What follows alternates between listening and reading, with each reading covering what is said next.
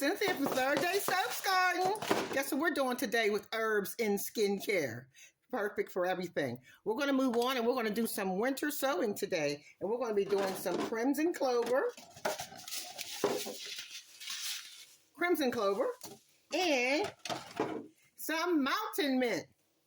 Let me get my little notes here so I know what I'm talking about. Okay. Got my notes.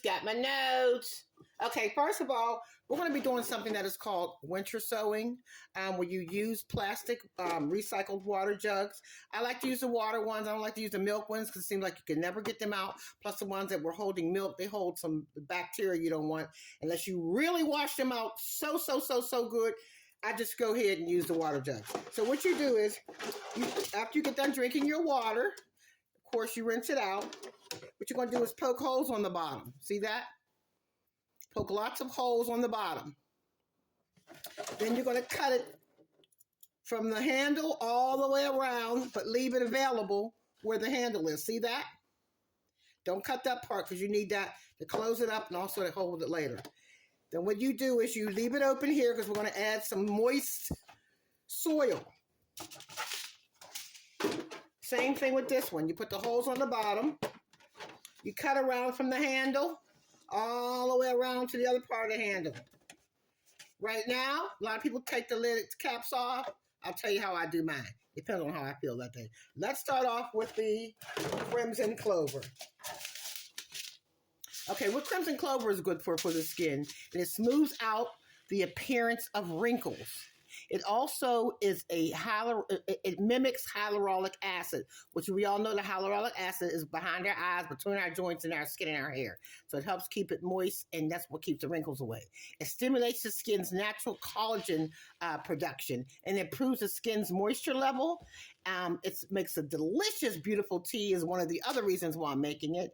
And it's beautiful. It has a beautiful floral bouquet, so you can use it in your flower arrangements and things like that. It's an annual. It's also known as Italian clover. If you're using in your farm or in your garden, it's a great nitrogen fixing legume, often grown for livestock feed. But it forages. It's pretty. It's grown as a flower. You sow it in the spring, but I'm going to do mine winter sowing. This is not the red clover. This is the crimson clover. So let's get started. We're going to take some soil. Now this is moist soil that I just moistened outside. And we're going to put some of that on the bottom. Now how to fill it up. Now after doing this, I've been doing winter sowing since 2008. And when I first started, I used to just put a little bit of soil, maybe like 2 inches up. But I'm filling this bad boy up because these flowers, for me, stay in for a long time. Because I'm planting 50 and 60 different plants at a time, I need these to be able to stay in here sometime a little bit longer. So I'm going to really put some soil in mine. Now, I know I should have on gloves, but gloves get on my nerves. Okay, so as the season goes on, I have to wear gloves. Pat that down. Now, this soil is moist. Where's the crimson clover? Let's find the clover. Move that soil out the way. Hope you all having a good day. Crimson clover. I need to take a sip of my coffee here.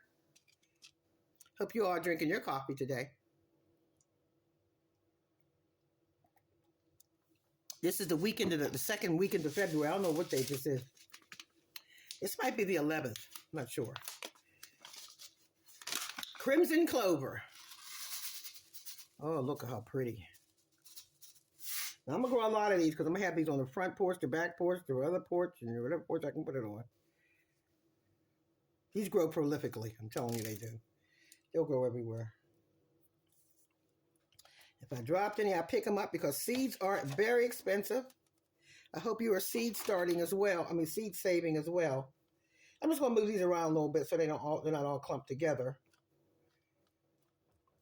I might have to make 2 containers of these. But what I'll probably do is just throw some in the ground and see if they come up on their own. Then I'm going to add some more soil on top, just a little bit. Just a little bit. Crimson clover is pretty sturdy. And what we're going to do with this is we're going to leave this in here for now. Close it up temporarily. Then what we do is we take a piece of tape. I know some people like to name it on the inside. Now maybe that's what I'll do as well. That way I don't lose my train of thought when I open it up. Because see, when I open it up, I'm going to have probably 20 or 30 different herbs inside that I'm taking apart at the same time. And I will forget. I know better than to not name the inside of this. I've got a bag of different recycled labels, and I also have some that I haven't used. Here's one I haven't used. And what we'll do, we'll put on here, we'll put crimson clover. Years ago, the marks used to last the whole season.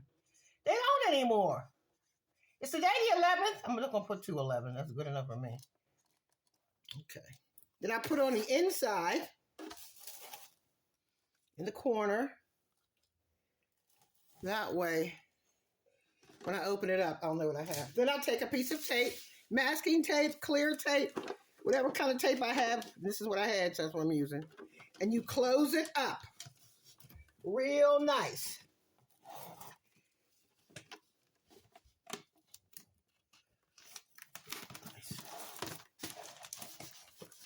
Sometimes it comes off, sometimes it rarely comes off. I shouldn't say that. But you will get one that kind of slide loose if we get some real bad weather. Now, really try to seal it now while it's nice, while the container is dry. Because once it gets wet, this is not going to stick as well. So make sure you get it on there around there nice and dry. And I move the phone. Okay. So you see how that looks? That's the crimson clover. Now it has its own little greenhouse. Now, when you take it outside, you take the lid off. Now, this is another thing I do with my when I grow things, the winter sowing. I leave my lid on for about 24, 48 hours. Then I take it off because I want the condensation to build up a little bit. Then I'll just take it off and leave it off for the rest of the weather. What will happen is as it rains, as it snows, as it sleet, as it goes, it will nourish and water these. You should not have to water these ever again. Every now and then, if the weather gets you get them little secret 68, 70 degree days in a row, it'll dry it out. Just look inside and take a little peek to see if it looks dry. Push it around the side, see if it sounds crunchy. Then you just add a little water to it. Don't open the side. Just sprinkle some water. Don't pour it in there because you'll move the seed. Just sprinkle some water in there. It'll be fine. So I'm going to cover this up because I'm leaving mine covered for the first 48 hours before I take it. And I'm going to take it outside today, though. So let's move on because I see my clock is ticking. It's at 7. Only got 3 minutes. Let's move into the mountain mint. I wish I knew how to make the camera go real fast, but I don't know how to do that. So let's, at least not while I'm really already taping. I'm going to move faster. Next, we're going to be doing the mountain mint. Now, the mountain mint is one of those plants that repels mosquitoes and also repels deer, and it repels rodents. They don't like this. It's a very pretty plant. And the wonderful thing about it is medicinally, you can drink it as a tea. Most of the things I'm growing this year are all teas. Now, I've never grown the crimson clover before, but I grow the red clover almost every year because I use that as a tea. The red clover mimics collagen as well. Now, these seeds are real small. I'm kind of scared about these. This is the mountain mint that may do next. That's this one here. See, I already had opened it because I was wondering, is there anything in this packet? Because its seeds are so small. Now, the mountain mint repels mosquitoes. It's great for making an insect repellent if you want to make it at home. For the skin, you mix it with citronella and peppermint for a natural repellent. The deers hate it, and it repels mosquitoes. So it grows really, really, really lush. I know you can see it right here a little bit. Yeah. So you can drink it as a tea. I'll be using it in skincare. I'm going to be making it probably with some soap, but probably mostly tea. Let me show you how small the seeds are. Look at that. They're small like mint. So I don't know if these are going to grow, but I'm going to take them outside. I'm going to pop them in there. Now this is going to be one. These must really be prolific when they grow because the seeds are small as shit for $3.50. I paid $3.50 for that. I must be crazy. Plus that. Okay. So we're going to put that there, and we're going to lightly, I'm going to tell you what I'm going to do with this. I'm going to put the Jiffy seeding stuff on top of this one because I don't want those seeds to move. I don't want those seeds to move. Because for $3.50, honey, we don't need it moving. Okay, it's about to be over. Again, you close the lid up. You put this around it. And voila. Thank you for watching.